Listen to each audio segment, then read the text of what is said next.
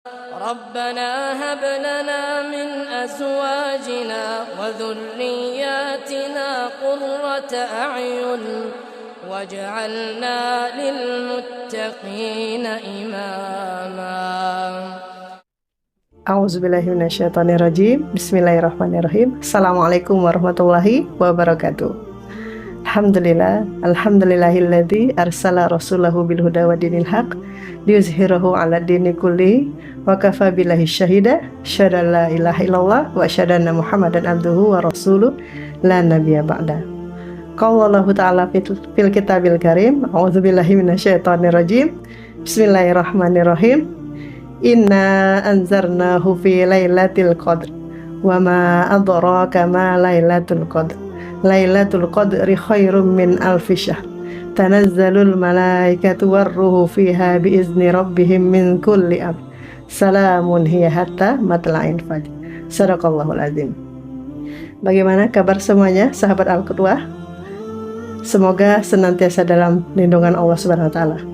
Puji syukur kita panjatkan pada Allah Subhanahu wa taala karena hingga hari ini kita masih diberikan kesehatan, rahmat serta taufik hidayahnya, sehingga kita masih diberikan kesempatan, diberikan kekuatan untuk mengisi hari-hari kita di bulan suci Ramadan ini.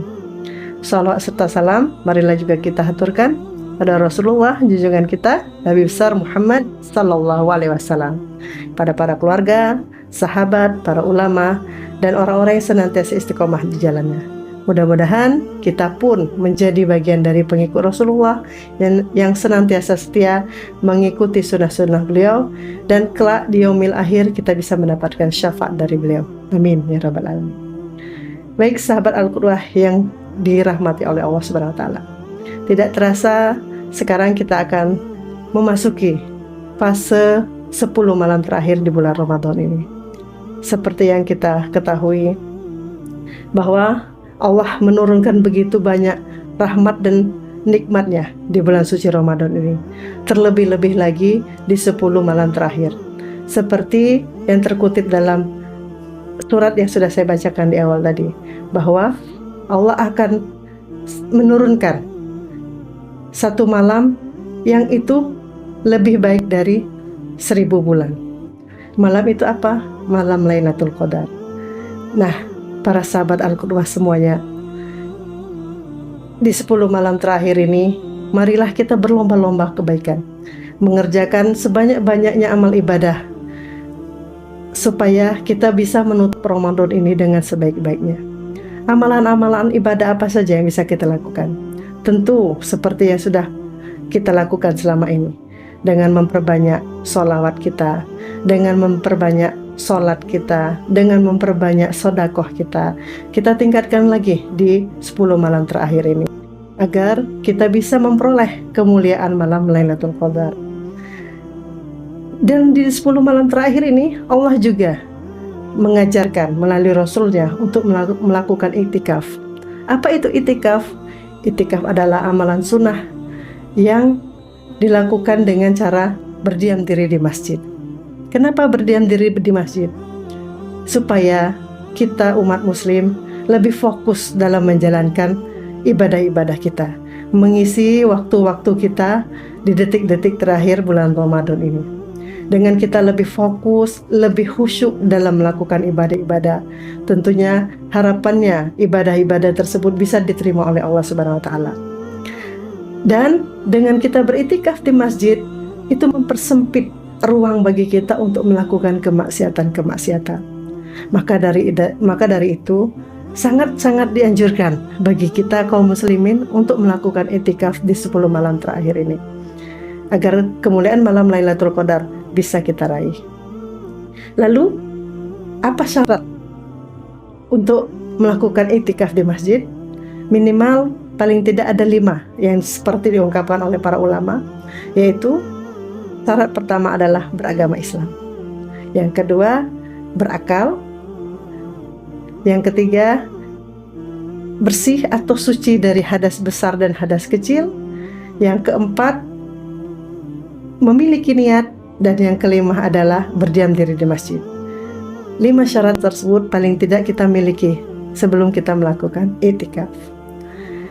Lalu, apakah itikaf ini berlaku atau diperbolehkan juga bagi seorang wanita?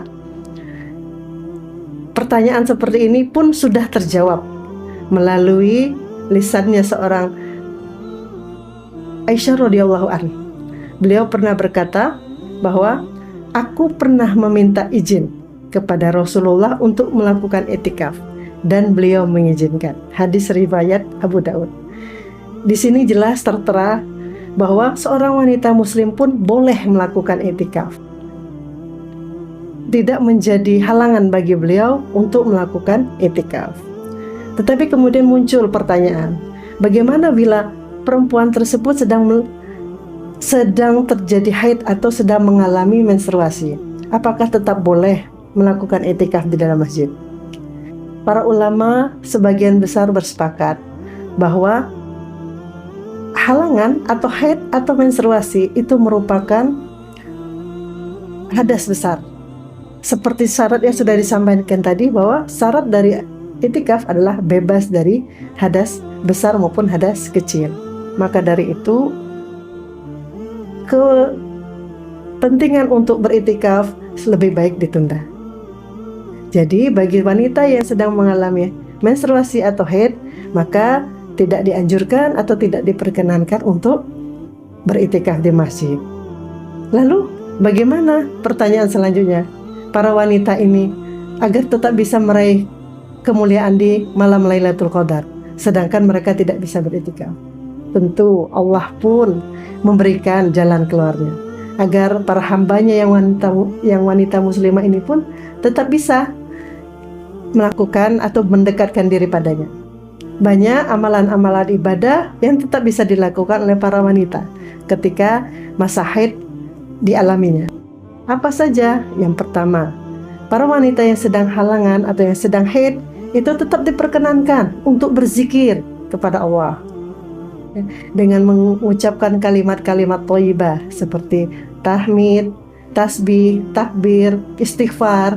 Itu semua sangat dianjurkan dan diperbolehkan bagi wanita yang sedang haid. Yang kedua, wanita muslimah tetap dianjurkan atau disarankan untuk berdoa, memperbanyak doa. Apalagi di bulan suci Ramadan ini, perbanyaklah doa, doa ampunan kepada Allah, doa mohon maghfirah, doa mohon petunjuk, doa mohon keselamatan, doa mohon kebahagiaan fid dunya wal akhirah, bagi dirinya maupun bagi keluarganya. Perbanyak doa. Doa ini merupakan bentuk penghambaan kita pada Allah, bentuk rasa hormat kita pada Allah. Jadi Allah semakin suka ketika hambanya itu berdoa. Allah malah suka ketika hamba-hamba itu merintih menyampaikan doa-doanya. Allah tidak pelit, Allah tidak perhitungan. Sebanyak apapun doa hambanya pasti Allah dengarkan dan akan Allah kabulkan. Jadi untuk itu para wanita muslimah, mari panjatkan doa terus. Panjatkan doa terus kepada Allah SWT. Yang ketiga, amalan yang bisa kita lakukan yaitu bersedekah. Dengan bersedekah, maka Allah akan lipat gandakan pahala kita. Allah akan balas setiap yang kita sedekahkan. Kita tidak usah khawatir harta yang kita keluarkan, uang atau materi yang kita keluarkan itu akan habis. Karena justru dengan kita bersedekah, esensinya itu akan kembali pada diri kita, yakin. Dan yang keempat, memberikan iftar atau buka puasa buat orang lain. Walaupun kita tidak berpuasa, walaupun kita sedang tidak berpuasa, kita masih bisa memberikan makanan bagi orang yang sedang berpuasa. Dan kita akan mendapatkan pahala seperti orang yang sedang berpuasa, tanpa mengurangi pahala puasa orang tersebut. Subhanallah. Begitu luar biasa Allah memberikan, membalas semua yang kita lakukan. Maka dari itu, para wanita muslimah, ananda-ananda sekalian, dan teman-teman sekalian tidak perlu khawatir ya, kehilangan momen, kehilangan kesempatan untuk beramal ibadah di 10 malam terakhir ini. Tidak perlu khawatir kehilangan waktu kehilangan kesempatan untuk memaksimalkan amal ibadah, terutama dalam meraih malam-malam ganjil, malam-malam Lailatul Qadar. Wallahu a'lam bishawab. Mungkin sampai di sini sedikit penjelasan mengenai hukum tentang wanita yang sedang haid beriktikaf. Semoga bermanfaat. Jika ada kekurangan dan kesalahan, saya mohon ampun pada Allah, dan kepada teman-teman sekalian saya mohon maaf.